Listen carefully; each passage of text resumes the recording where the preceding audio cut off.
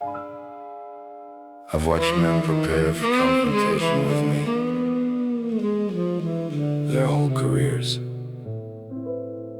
Study my patterns, map my responses, build entire strategies around a version of me they invented. And when the moment finally came, they met the real one. That's always been the problem with challenging a man. You only know from reputation. Reputation is the shadow. I am what casts it.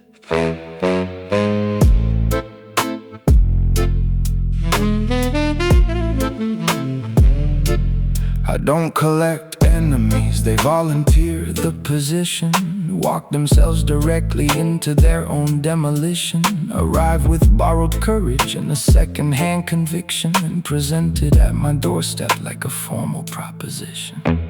I've seen the type before, the ones who need the friction, who confuse the size of their disruption with distinction, who measure their significance by what they can antagonize, who've never once considered what lives behind these eyes. I let them make the opening, I let them set the table, let them build the narrative they think makes them capable of occupying space inside a room that I've already measured, down to every exit and every silence I have treasured. Because the man who speaks first in the standoff shows the seismic activity beneath the fault line and the chasm.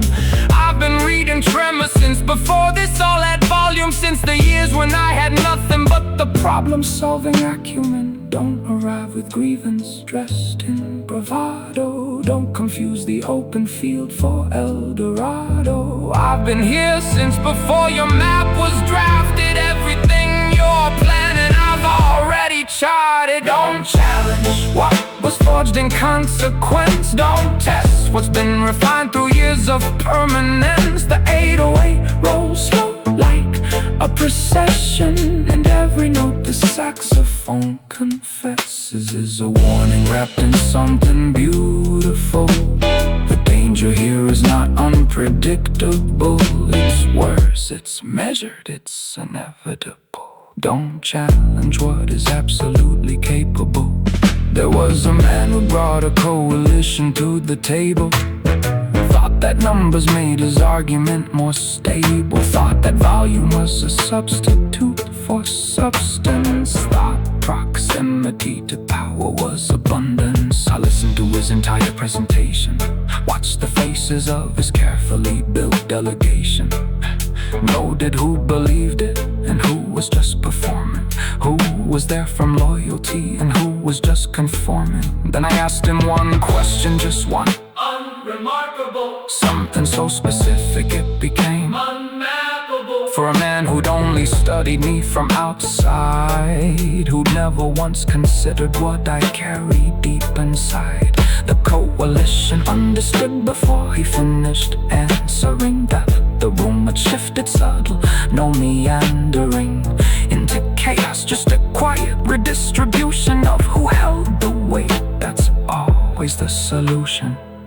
There is a difference between the man who has been tested and the man who has been merely self-attested. One carries scar tissue as his architecture, the other carries theory as his extra. And when the two men meet across a table, one brings what he's endured, the other brings a fable. The endured always recognizes the invented never sees it coming, never repented. I want to be precise about what this is not. This is not the posturing of someone who forgot that pride is just the anteroom of downfall, that every man who swelled too large had one long withdrawal. This is not aggression, I have no investment in the theater of dominance or chest assessment. I'm not performing for the room or for the record. This is just the simple truth delivered at the second. You need to understand before this goes further, that the landscape you are entering has no border, that I have spent more years than you've been building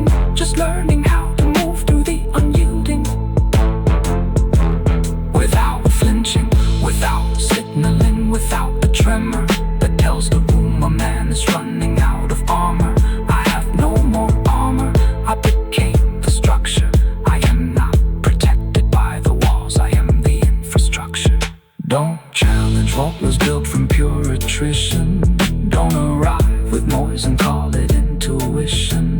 The jazz don't lie, and neither does the silence. Between the notes is where I keep my violence. Don't challenge what there's nothing left to prove. Don't step into a current you can't move. I'm not the storm you see above the water. I'm the depth. I'm everything that's deeper, darker. I won't remember this tomorrow. Not because it didn't matter, because men like me don't carry confrontations past the evening. We file them, we note the name, we adjust the perimeter, and we move on. What you attempted here tonight will live in my architecture as a data point. Nothing more, but for you, I suspect it will live somewhere slightly more uncomfortable, in the part of you that knows what you just walked into and what you barely walked out of. Adjust a